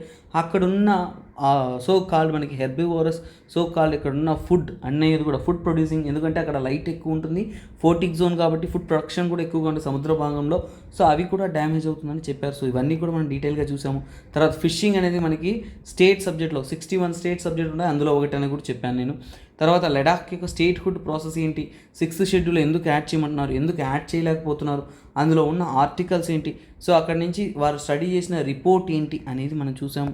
నెక్స్ట్ మనం తీసుకుంటున్నాము అంటే సో ఆర్గాన్ ట్రాన్స్ప్లాంటేషన్కి ఏజ్ అనేది ఒక బార్ కాకుండా ఉండడానికి ఓల్డ్ ఏజ్ పాపులేషన్లో 65 ఇయర్స్ కంటే ఎక్కువ దాటిన వారికి కూడా రైట్ టు లైఫ్ వర్తిస్తుంది అనే విధంగా అద్భుతమైన ఆర్టికల్ డీటెయిల్గా అనేది డిస్కస్ చేశాము. సో ఇక్కడ ఏంటంటే ఇక్కడ నుంచి ఏంటి హెల్త్ మినిస్ట్రీ ద్వారా 65 ఏళ్ళ కంటే ఒక కెడావర్ అంటే ఒక డిజీజ్డ్ డోనార్ని కెడావర్ అంటారు, చనిపోయిన తర్వాత వారి ఆర్గాన్ని పొందడానికైనా హక్కు ఇంతకుముందు 65 ఏళ్ళ కంటే లోపల ఉన్న వాళ్ళకి ఇస్తారు, ఇప్పుడు ఆ యొక్క ఏజ్ లిమిట్ రిమూవ్ చేశారు. సో దీని ద్వారా రైట్ టు లైఫ్ అనేది ఎల్డర్లీ పీపుల్కి ఇంప్లిమెంట్ చేస్తూ, అలాగే ప్రిఫరెన్స్ అనేది ఎంగరికి ఇచ్చినా కానీ తర్వాత వీరికి కూడా చేస్తామని చెప్తున్నారు. తర్వాత ఏంటంటే ఒక స్టేట్ నుంచి ఇంకో స్టేట్కి వెళ్తున్నప్పుడు ఏంటంటే ఆర్గాన్ డొనేషన్ పొందలేని సమస్యలు ఉన్నాయి. సో అలాంటి సమస్యలను అరికట్టే విధంగా ఏంటంటే సో డొమినిసైల్ స్టేట్ సర్టిఫికేట్ అనేది అవసరం లేదని చెప్పారు, దాన్ని కూడా రిమూవ్ చేశారు. అలాగే మన దేశవ్యాప్తంగా ఉంటున్న ఎన్ఓటీటీఓ ఆర్గనైజేషన్ గురించి తెలుసుకున్నాం. ట్రాన్స్ప్లాంటేషన్స్ కోసం వాళ్ళు వర్క్ చేస్తున్న స్టెప్స్ కానీ వాటి గురించి తెలుసుకున్నాం. ఇండియా యొక్క status of so called transplantation తెలుసుకున్నాం. నెక్స్ట్ ఏంటంటే this is all about one. So ఈ ఆర్టికల్ అనేది ఆల్రెడీ ఇంతకుముందు డిస్కస్ చేసింది, సో ఈ ఒకటి మీరు చదవండి, ఓకేనా. సో నెక్స్ట్ వచ్చాము అంటే so here you can look forward for other articles. This is it. ఇండియాలో 52% కంటే కూడా ఎక్కువగా లెప్రసీ అనేది ప్రపంచవ్యాప్తంగా వస్తున్న లెప్రసీ రిపోర్ట్ అవుతుంది. సో దాని యొక్క స్టేటస్ అండ్ ఇండియా యొక్క టార్గెట్ అండ్ 2030 అంతా కూడా మనం లెప్రసీని తగ్గించడానికి టార్గెట్ చేస్తున్నాం. హ్యాన్సన్స్ డిసీజ్ అంటే లెప్రసీ, మైసోబాక్టీరియం లెప్రే వల్ల కాస్ అవుతుంది. ప్రపంచంలోనే one of the oldest disease ఇదేనన్న 600 BC ఇంకా 1000 BCకి ముందు కూడా కనుగొని ఉన్నారు. సో దీని యొక్క ట్రాన్స్మిషన్ ప్రాసెస్ తెలుసుకున్నాం, ఇవన్నీ ఓవర్వ్యూగా మనం తెలుసుకున్నాం అన్న. సో ఇక్కడ చూడండి, there exist a lot of hesitance among the people regarding organ donations. What methods can be use to persuade people to donate organ post death to save precious life. నన్న organ donation సంబంధించి చాలామందికి అపోహలు ఉన్నాయి, వాటిని break చేస్తూ organ donation పెంపొందించడానికి మనం ఎలాంటి పద్ధతులు ఫాలో అయితే బాగున్ను అనేదే క్వశ్చన్. ఇది మెయిన్స్ క్వశ్చన్ అన్న, kindly practice this mains question. తర్వాత ప్రిలిమ్స్ క్వశ్చన్లోకి వద్దాము. సో ఇక్కడికి వచ్చారు అంటే చూడండి, సో నేను చెప్పా కదా మీకు స్టేట్ ఫార్మేషన్స్ వీటికి సంబంధించి చాలా వరకు క్వశ్చన్స్ వచ్చాయి. Which of the following provisions of the constitution of India have bearing on education. So education సంబంధితమైన ఆర్టికల్ ఏంటో చెప్పారు. సో ఇక్కడ కూడా 6th షెడ్యూల్ మెన్షన్ చేయడం జరిగింది. సో ఇవి so which are of the following అనేది చూసాం. తర్వాత ఇంకో ఆర్టికల్కైనా ఆన్సర్ అనేది మీకు డిస్క్రిప్షన్లో దొరుకుతుంది. మన యొక్క పీడిఎఫ్ ఇదైతే మీ క్లాస్ చెప్తున్నాను ఆ పీడిఎఫ్లో కూడా దొరుకుతుంది. సో ఈ క్వశ్చన్ కూడా పాస్ చేసి ట్రై చేయండి, ఓకేనా. There is one more questions for you. This is also you can pass and try. So ఇక్కడ చూడండి, provisions in 5th schedule and 6th schedule in the constitution of India made in order to. So ఎందుకు ఈ యొక్క provisions అనేది చేయడం జరిగింది అనేది మనం చూస్తున్నాం. This is it guys, this is the beautiful session that we had. So guys, those who are supporting, those who are commenting, thanks for your supports, thanks for your comments నాన్న. So everything we watch and we keep eagerly because we are working for you నాన్న. So మనం ఈ యొక్క videos అనేది so మీకోసం ఎఫిషియెంట్గా మనం అనేది క్వాలిటీగా అనేది అందిస్తూ ఉన్నాం. సో మీ యొక్క సపోర్ట్ అనేది ఎల్లప్పుడూ ఉండాలి. Those who are keep commenting for every one, very very thanks. అలాగే మనం ఈ యొక్క LTX క్లాసెస్ ద్వారా క్లాసెస్ అందిస్తూ ఉన్నాం.